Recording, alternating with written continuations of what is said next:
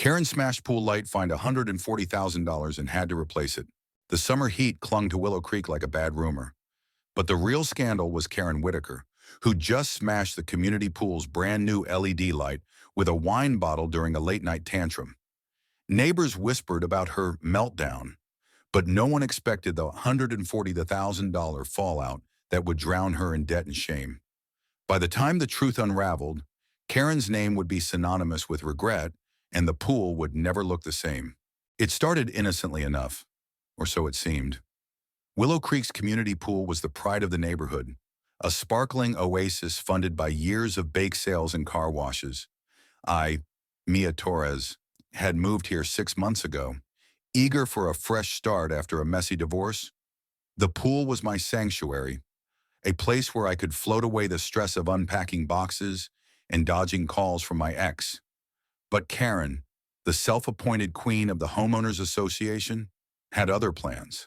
She patrolled the pool deck like a hawk, her designer sunglasses perched on her nose, barking orders about proper swimwear or no outside drinks. Most folks rolled their eyes and ignored her, but her sharp tongue had a way of cutting deeper than anyone admitted. Karen's reign of terror wasn't new. She'd been the HOA president for 3 years, ruling with an iron fist wrapped in a fake smile. She'd fine kids for splashing too loud, ban floaties for aesthetic reasons, and once tried to outlaw sunscreen because it clouded the water. I'd heard the stories Karen shutting down a birthday party because the balloons weren't HOA-approved colors, or demanding a neighbor repaint their mailbox to match the community vibe. But I didn't realize how far she'd go until that fateful Friday night. The trouble began at the annual Willow Creek Summer Bash, a poolside potluck where everyone brought a dish and their best fake smile. I'd spent hours perfecting my abuela's empanadas, hoping to win over the neighbors.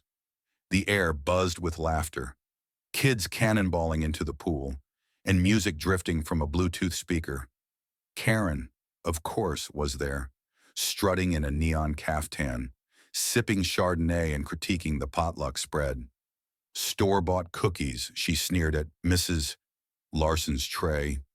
How quaint. I bit my tongue, focusing on the kids' giggles instead of her venom. As the sun dipped below the horizon, the party hit its stride. The new LED pool light, a $10,000 investment funded by the HOA, cast a mesmerizing glow across the water, turning the pool into a shimmering jewel. Everyone marveled at it except Karen. She'd opposed the purchase, calling it extravagant during the budget meeting. But the vote passed 20-1. Her lone dissent stung, and she hadn't let it go. I noticed her glaring at the light all evening, her lips pursed like she'd swallowed a lemon. Then came the spark that lit the fuse. Around 9 p.m., a group of teens started a game of Marco Polo, their shouts echoing across the yard. Karen, 3 glasses deep into her Chardonnay, stormed over. "This is a family event, not a frat party," she snapped, her voice slicing through the music.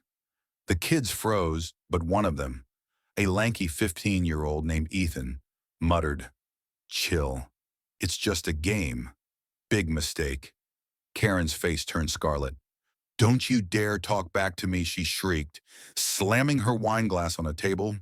The glass tipped, splashing red wine across her caftan. The crowd went silent, all eyes on her. That's when it happened. Karen, fueled by rage and alcohol, grabbed an empty wine bottle from the table and hurled it at the pool.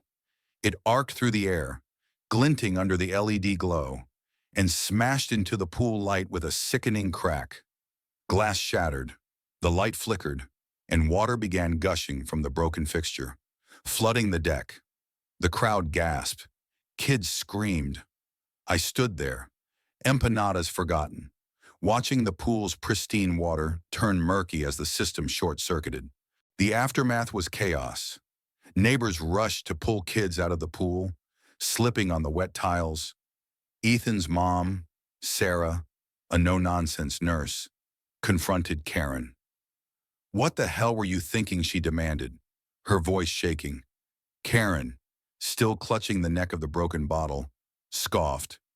It was an accident. That light was a waste of money anyway. Her defiance only stoked the crowd's anger. I could feel the tension building, like a storm cloud ready to burst. But then came the twist no one saw coming. Old Mr. Jenkins, the quiet widower who lived at the end of the street, shuffled forward with his phone in hand. He'd been filming the party for his grandkids, capturing every moment of Karen's meltdown. "I got it all," he said, his voice steady despite his trembling hands. The throw, the smash, everything. The crowd turned to him, stunned. Mr. Jenkins, who barely spoke at HOA meetings, had just become the unlikely hero of the night. His video was undeniable proof of Karen's recklessness, and it shifted the mood from shock to outrage. The next morning, the HOA board called an emergency meeting. I volunteered to help assess the damage, partly because I wanted to see justice served, partly because I couldn't afford for the pool, my one escape, to stay closed. The pool company's report was grim. The shattered LED light had damaged the filtration system, cracked the pool's lining, and caused $140,000 in repairs. The board, led by Sarah, presented Mr. Jenkins' video. Karen, cornered, tried to spin a tale about slipping and the bottle flying out of her hand, but the footage was crystal clear. She'd aimed and thrown with venom. The meeting room buzzed with anger. Neighbors who'd endured Karen's tyranny for years finally spoke up. Mrs. Larson recounted the balloon incident. Ethan's dad shared how Karen had fined him $200 for a non-compliant fence height.